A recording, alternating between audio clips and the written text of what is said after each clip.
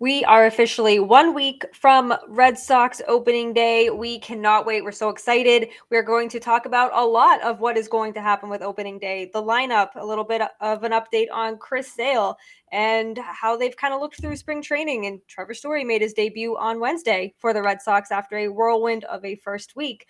What is going on, everyone? I am NESN's Lauren Campbell, joined as always by Massachusetts Pirates team insider Jake Ignaszewski. We are just amped up that it's almost baseball season. I mean, it is baseball season, but it's almost officially baseball season. So we have, like I said, we're going to talk some lineups. We're going to talk about where Alex Cora sees some of his players, the everything in between. We're really excited. So let's just get to it. You are Locked On Red Sox, your daily Boston Red Sox podcast. Part of the Locked On Podcast Network, your team every day.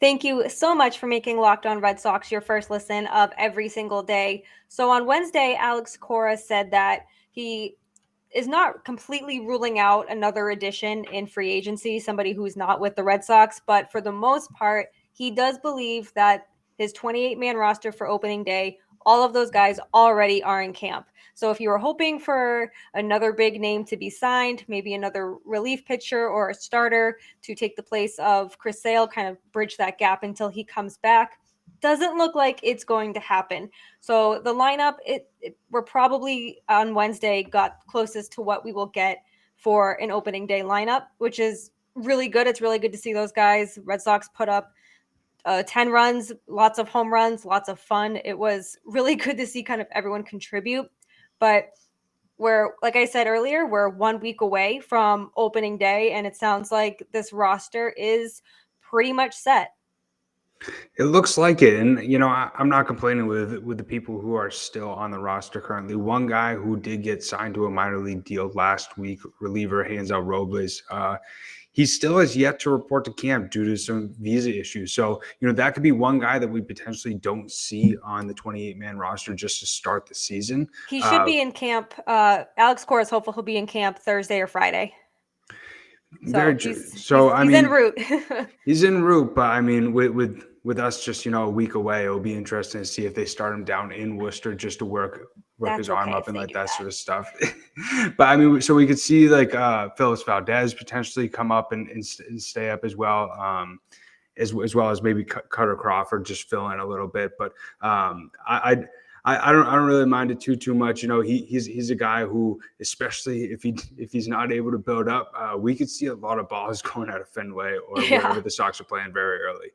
Yeah, and I think right now I guess it's the right move. I guess.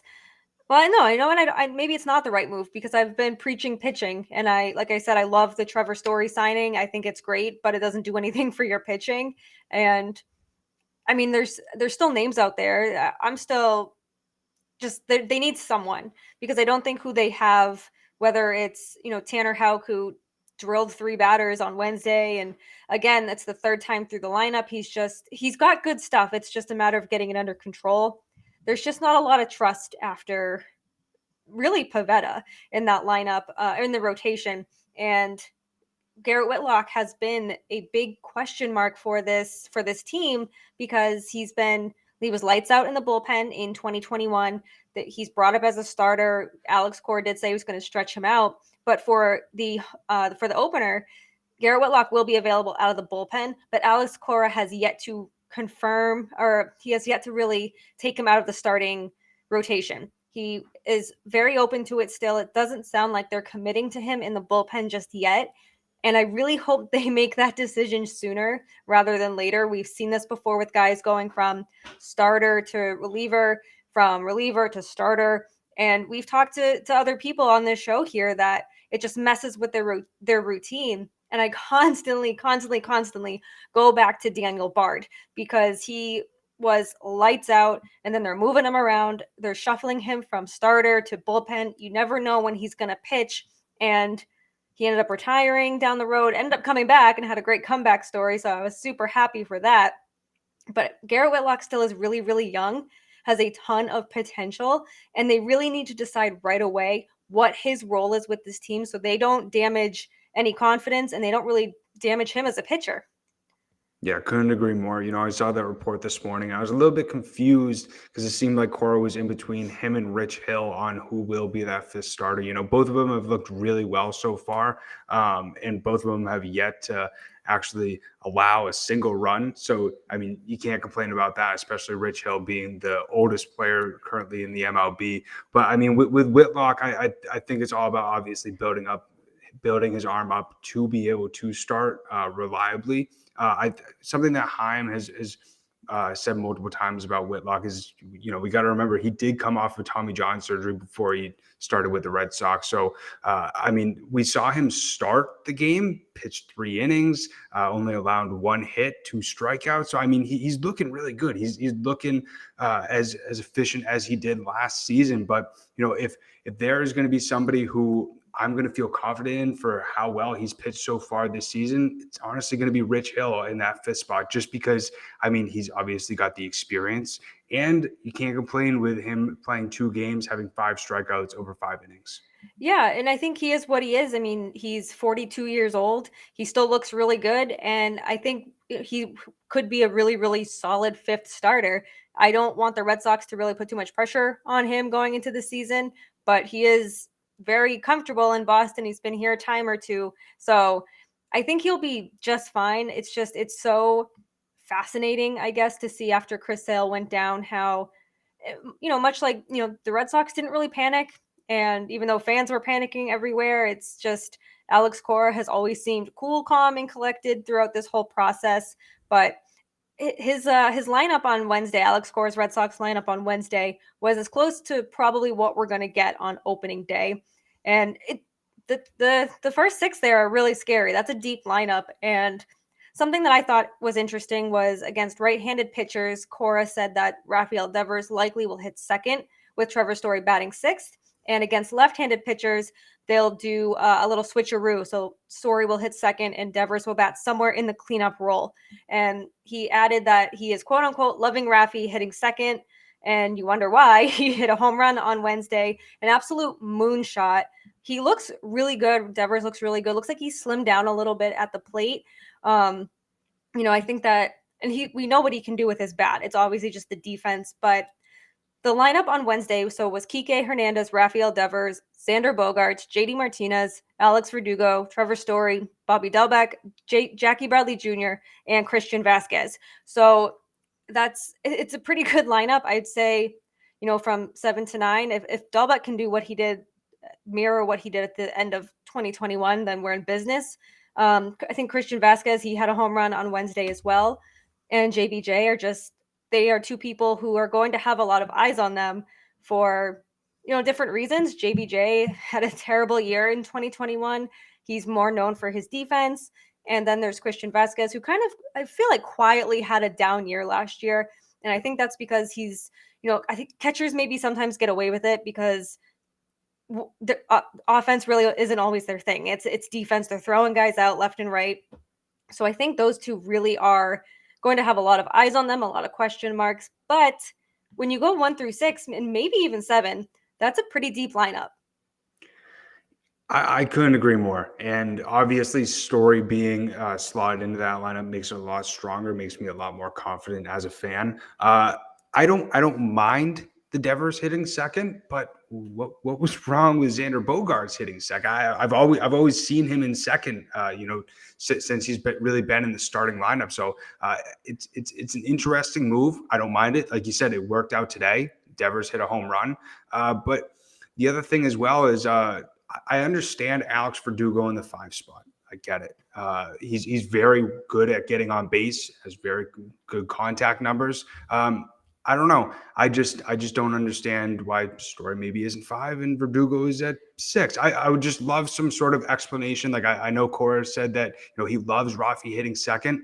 Why though? Like, what's the explanation behind it? I would just love to know that as a fan, so I can wrap my head around it, sort of understand what was the decision making around that. But I mean, I don't mind this lineup whatsoever. I think Jackie Bradley Jr. in the 8 spot, Christian Vasquez in the 9 spot makes sense. Maybe wouldn't have minded Bradley in the 9 spot. So then, potentially if you are hitting 8-9-1, like in an inning, then you can have those 2 speed guys back to back, like a Bradley Jr. and Kike Hernandez. It's always nice to be able to have a faster guy in that 9 spot. I don't really mind it, but we'll see how it continues to work out. I mean, the Sox scored 10 runs today, so we can't really complain too much, but it is still spring training. But I'm feeling confident now knowing that we get the starting lineup a week ahead of time, and now guys can just sort of get to feel comfortable over this next week in those spots. Yeah, they'll kind of figure out if this works, if it's not working. And we saw so many times last season that Alex Cora will switch up his lineup. He'll switch those lines or the lineup. He'll switch guys if he needs to, and he'll do it if he feels like it's not working. He did it last year. He's done it before. So maybe we will see Trevor Story in that 5 spot. Maybe we'll see Alex Verdugo drop. We've seen this before. Sometimes it works, sometimes it doesn't. But the only way to know is trying it. And Trevor Story, who debuted, he had a wild first week in Boston. He made his 6-year deal official. His wife called him. He had a baby. He got there just in time for the birth of the baby, and then he returned, and he went 1 for 2 today with a walk, RBI, and a strikeout. I really liked his plate patience. I watched his first at bat, and that's when he drew the walk. It was just very, very patient.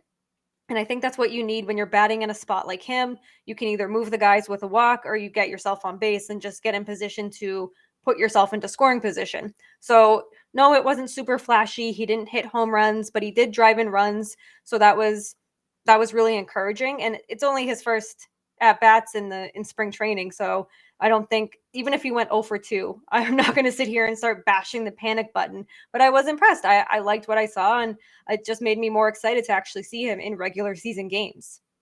And he looks real nice in that white Red Sox jersey. No, the Red Sox whites, yes. Very, very nice. And I couldn't agree more. He seemed to look very patient up at the plate. Even when he got his first knock, he seemed to have obviously he's a very smooth swing. But people got to remember, I mean, he just made his debut in camp 2 days ago. And so, as I mentioned time and time again, since the Red Sox have signed him, like, we don't 100% know what training he's been doing before camp. Like, obviously, he's probably been in the cage. He's probably got some live pitching, but he hasn't been in a game scenario like some of these guys have been for the last 2 to 3 weeks. And so it was nice to see him up at the plate, looking comfortable, as you mentioned. And, that just makes it a little bit easy for him over the next week to get that comfortability a little bit higher. And, I can't wait to see him potentially and hopefully hit a home run at Yankee Stadium on that short porch. I'm going to have a hot take and say he's going to hit 2 home runs. I think that's really hot. I was going to say like 3, but I was like, let's not jinx him right away. But I'm going to go 2 home runs at Yankee Stadium, get his Red Sox tenure started on a very high note. I honestly think that Story somehow, some way, like, starts that rivalry sort of against with him in the Yankees. Like, I hope he does something, points at the bench, does something to piss off the Yankees players a little bit, just to get that Red Sox Yankees rivalry going. And it'd be especially really fun to see people's reaction on Twitter with all that. I don't think he's gonna rile up anybody just yet. I think he's going to get his first taste of Red Sox Yankees as a member of the Red Sox, and maybe in the second, third series, and as he gets a bit more comfortable. I don't know if we're going to see any taunting, but hey, it is Red Sox Yankees. You never know, but I think he's going to lay low and, kind of let maybe Rafael Devers and Sander Bogarts and JD Martinez kind of handle that. Yeah, well, I guess we'll see. Coming up in our second segment of Locked On Red Sox, we are going to talk about Christian Arroyo and this role he is envisioned on this team, and will also provide a positive update on Chris Sale. But before we get into that, Jake wants to tell you about BetOnline. After months of playing college basketball has determined the top teams for the Final Four and will determine this year's national champion this coming week. BetOnline.net is your number one source for all your sports betting needs and info. From all the latest odds, contests, and player props, you name it, BetOnline remains the best spot for all your latest sports developments, including podcasts and reviews for all the leagues this season. And it's not just basketball. BetOnline is your continued source for all your sports wagering information needs, including live betting and your favorite Vegas casino games. Head to the website today or use your mobile device to learn more about the trends and action. And coming from me, honestly, when I use betonline.net, they give me all the odds and the information needed so that I understand what I'm putting my money in. I don't know about you. I might not know some of the betting terminology or what this means or what that means. And BetOnline does a great job of giving you the information that you'll need to fully understand everything about sports betting. And like I mentioned, what you're putting your money into. We all work hard for our money, so you want to know what you're putting your money into, especially when it's a tight game like March Madness. So go to BetOnline and check it out. BetOnline, where the game starts. Thank you for making Locked On Red Sox your first listen every single day. Don't forget about Locked On MLB prospects, because host Lindsey Crosby is a prospect encyclopedia, and he's going deep on the MLB stars of tomorrow. It's free and available wherever you get your podcasts. So sticking kind of with the lineup here, Christian Arroyo, he wore a lot of different hats last year. They did try him at first base, didn't exactly work. He nearly ripped his groin clean off in his debut at first base last year, and ended up going on the IL for a little while. But Alex Cora on Wednesday said that he could play right field this year. He's played right field before in spring training. No news is good news. Haven't really heard anything negative about him being out there. But Alex Cora did point to Blake Swihart, saying that Arroyo probably will not. They'll stay away from left field because when was that? I feel like that was 10 years ago, but it's like 2015, I believe it was. Blake Swihart dove for a ball in left field, kind of went awkwardly into the wall, messed up his ankle, never was the same guy again. He had surgery. PTSD. Yeah, just a very not good experiment out there with Blake Swihart, and he was a catcher. So, and they put him in the outfield to kind of up his versatility and plug holes where the Red Sox needed to plug holes. Didn't work out. Also, Hanley Ramirez did not work out very well out there as well. So they are going to try him in Christian Arroyo. They're going to try him in right field. And I love that they're trying to find him, or build his versatility. Maybe that means they'll trade him at the trade deadline. I don't know. But he is a really good personality to have around, and you probably want that energy on the field. I just get nervous in the outfield just because it's a tough spot to play. I mean, any position is tough to play, but when you haven't played it, it's just now they're plugging in people maybe to keep JD Martinez out of the outfield. And maybe I hope Christian Arroyo does not become a liability out there, because he was fun to watch last year, but don't like what happened to him at first base. Hopefully right field treats him better. But now in my mind, I'm just kind of like, are the Red Sox just trying to kind of figure out where he belongs on this team? Because there's a logjam at second base. There's not enough people to play the outfield, really. So where does Christian Arroyo belong on this team is probably going to be a big question going into 2022 or throughout 2022. Very true. And, as you mentioned, great personality on the team. He's always got a big smile on his face. Other than Michael Chavis, he's probably one of my, or Alex Verdugo too. They're probably all three of them my favorite when they get mic'd up. They always have the best content, always have the gold lines that always make me chuckle. But talking about Christian Arroyo as a player on the field, something that makes me nervous with him is everybody knows he's very injury prone. And so the last thing that I would want is to play Swihart 2.0 and, have him be injured and have it sort of ruin his career. And anytime I think about Blake Swihart, I just remember that we could trade him for Cole Hamels. But that's 2015 talk. It's in the past. Past is the past. Past is the past. Can't change it. But with Arroyo, I love, especially when the Sox signed Story, he's like, I'll play anywhere. Like we're getting a superstar caliber guy. He's all for helping the team win, which that's what anybody wants in a player. And I think, especially if you're able to not only have his passion for the game, have his energy on the bench, He's able to play multiple positions. He can also play first base, second base, and third base as well, now in the outfield.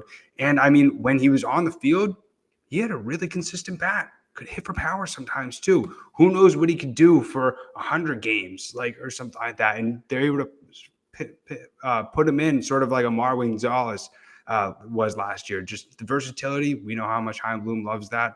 I think it also make Arroyo, let's say the Sox find somebody else who is able to plug in better. Could make Arroyo even a better trade candidate as well. Who knows? Yeah, I mean, there's a lot of good that can come from this. Obviously, with Red Sox fans and the history of trying to put players where they've never played, doesn't always pan out the way we wanted it to. But it's going to be interesting because, like you said, he did hit for power a lot last year. He did come in clutch a lot for the Red Sox, and I think he will make a good platoon guy. But my fear is that the Red Sox are just going to have this plethora of platoon men and just be like, oh, I guess I'll plug this person in here and here, which is, I guess, a good problem to have, but also Christian Arroyo was brought in to play second, and then you signed Kike Hernandez, who also played second, and he just happened to shine in the outfield. Hopefully Arroyo kind of takes that same path where he is fantastic in the outfield or much better than expected, and kind of makes a name for himself out there, because I want JD Martinez to stay away from the outfield as much as possible. Keep him in the lineup, keep him out of the outfield, because that man, I just remember him running full force into the wall. I think it was in Detroit, and he was out for a couple of games with a back injury or back soreness because he just ran full force into the wall. There's a warning track there for a reason, and it's just, I just keep him out of there. Keep his bat in the lineup, keep him in the DH spot, keep him out of the outfield. Maybe Christian Arroyo will be the Lord and Savior in the outfield this year, which definitely is not on my bingo card. So it's funny because that's something that I mentioned in the episode with Jeff, and something that he said is, hopefully JD doesn't trip over the bag and roll his ankle once again when he's running out there. But I don't trust him whatsoever out there, and I don't unfortunately have the stat up here anymore on our note sheet, but he hit in the low 200s when he was out there, and he's supposed to be our designated hitter. He's supposed to be a really good hitter, and if you're going to hinder him being a really good hitter, find somebody else to play the outfield. And I think it's nice that we obviously have Arroyo out there. Let's say Arroyo doesn't work out there, bring up Jarren Duran. Who knows? See how he does in Worcester for the first month or so. I think Jarren Duran needs a month in Worcester to figure it out. I think he needs a little more than that, but that's a topic for a whole other episode. Well, you already know Red Sox Twitter. He hits 2 home runs. We need to get this man back up. Get him back up here. Yeah. And then he's going to strike out more than he gets a hit, and they're going to be shut him down. But we love you, Red Sox Nation. But getting back to Arroyo, it'll be nice to be able to have somebody versatile, and that's something that I like about how Chaim Bloom has really built up this team. Not everybody has a designated spot, and I think that's, if you're able to have multiple guys on the field who are very good and reliable, instead of some bench guys that you can plug in different spots who maybe aren't that great and can't play as many positions. I'd rather have more versatile guys who I can rely on to be good in the lineup every single day. Someone else the Red Sox are going to be needing to rely on, at least in the second half of the season, is Chris Sale. And we know that he will not be ready for opening day. He suffered a stress fracture earlier in March. We're not exactly sure the date, but we did learn of it March 16th, right after the lockout ended, and he could talk to the Red Sox about the injury. But he spoke with reporters on Tuesday, and he said he believes he's ahead of schedule in his rehab, which probably should not come as a surprise to anybody. Chris Sale is an absolute bulldog. He does plan to throw next week.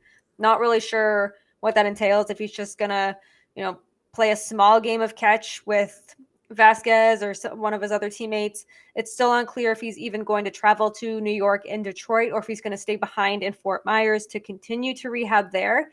A lot of unknowns with Chris Sale, but the fact that he's getting ready to throw is a very, very good sign, because it seemed pretty grim at the beginning. And that's the thing with stress fractures. You have to be incredibly careful with them, especially in your ribs. I've bruised my ribs before, and I'm a baby about it. I can't imagine having a stress fracture in one of them. But based on our original timeline of him throwing 6 to 8 weeks from the injury. We could potentially see him return in May, which I think is probably best case scenario. I'm no doctor and I'm not Chris Sale, so I don't know how he's feeling. It's the most important for next week. Next week is very important because the day after he throws is going to be crucial to see if he feels okay, if there's any pain. Hopefully he doesn't get shut down. But again, it's not a surprise that he believes he's ahead of schedule, but it's very reassuring to hear that from his mouth. Yeah. I mean, I think that they need to take their time. Oh, I mean, they took their time with the Tommy John surgery. I mean, obviously it takes a little bit for you to fully get back from Tommy John surgery. I get that. But I don't want us to see a 2021 Chris Sale. I don't want me to be biting almost my fingernails off every single time our ace, who we're paying $30 million to, potentially could let up 6 runs to the Orioles, which he did last year. And I just can't get over it. They lost almost 110 games. That's ridiculous. And I get it. He was coming back, but if they're able to be patient with him, and Red Sox fans are able to be patient with him potentially being in Worcester for a week to 2 week span to make sure that he's 100% ready, so be it. Because we saw how good the Red Sox were without Chris Sale last year. They were the best team in baseball going into the All-Star game. And who else did we have in the rotation other than Eduardo Rodriguez? Pretty much most of the guys who are in the rotation right now. And who knows, potentially if Chris Sale, his time goes maybe into June or July, who knows? James Paxton comes back. We plug him right in. I understand that's another Tommy John guy coming in. But would you rather trust Michael Walker or James Paxton? Let's be honest. Yeah, I'd rather trust James Paxton a little bit coming back from Tommy John surgery. But, that's why they got the depth that they did. And who knows? Cutter Crawford could be one of the guys who is slotted into that bullpen spot before he potentially gets sent down once the rosters shorten. He could potentially come up clutch. Who knows? They got a lot of other pitching prospects in the system who, if guys don't work out, they need a pick and plug. So be it. But, this is nice that's my little rant for you. It's nice to hear this news, but, they just got to be patient. Yeah, they need to take their time. They need to take every precaution because you don't want this to come back. You don't want this to turn into just a regular fracture because then you're just dealing with something more. And ribs are tricky to begin with because there's not a whole lot you can do for them. You just really have to rest. So it's a really tricky injury. They need to be patient. We all know Chris Sale is going to do everything he can to return before the original timeline, but he's also going to make sure that he's 100% ready to go. I think that taking their time with him, even if they're starting off the season slow, if they come in and they're in May and they're in 4th place in the AL East, just don't even worry about it. Just take your time. You still have a bajillion baseball games to play at that point. You still have pretty much a full season. Just take your time with Chris Sale. He is supposed to be the ace of your staff, so make sure that he's healthy, that he's 100% healthy because he was coming in, he looked good. He talked about last year how he changed his eating habits and his lifestyle and gets healthy, cracks a rib. Good job, Chris Sale. No, I'm just kidding. It's obviously not his fault. It's one of those freak things that you just don't know what happens. But, you mentioned James Paxton, who we still have no idea if he'll even pitch this year. They do have that depth. And honestly, I'm okay with anyone slotting into a bullpen role if it's not Ryan Brazier. He is so not good. And it's just, again, it's spring training. I thought you liked him. The bases were loaded. I'm like, if he couldn't give up a grand slam right now, this game's tied. And I'm going to shut my laptop and I'm going to quietly walk out of my job. And I'm just going to just keep walking. And if I get hit, I get hit. But it was just like, I just don't understand why he can't figure this out. I'm not a professional athlete, whatever. But like, just how? I don't know. Anyway, that's my rant for the night. We have one more segment to get to, our mental health minute, as we always end this show. So we'll jump right into that very shortly. Thank you for making Locked On Red Sox your first listen of every single day. As we always do, we're going to end this show with our mental health minute. And I know every week I'm like, this is a busy week. I have a lot on my plate and this and that. And I'm terrible with time management. But, at the end of the day, I'm very grateful that I have a job. I have a house. I have a lot to look forward to this year. Wedding planning is probably the least stressful thing I have going right now, which is I've had so much fun planning weddings. Listen, if you want me to help plan your wedding, let me know, because I'm having so much fun. I am so ahead of the game that it's like some of it's keeping me grounded. Like, we've had stuff planned for well over a year now. We've had stuff booked for over a year now.